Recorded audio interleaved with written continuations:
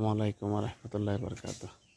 বড়ই গাছের জন্য করই গাছের ডাল ভাঙতেছি, গাছে উঠতে পারি না, যার কারণে কৌশলে কাজ করা লাগতেছে।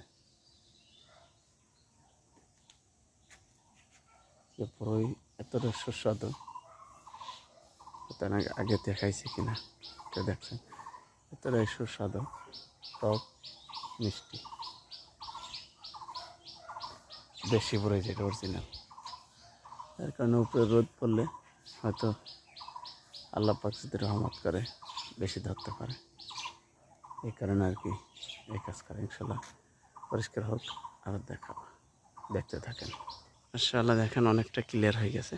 বড়ই গাছটার জন্য খুবই ভালো।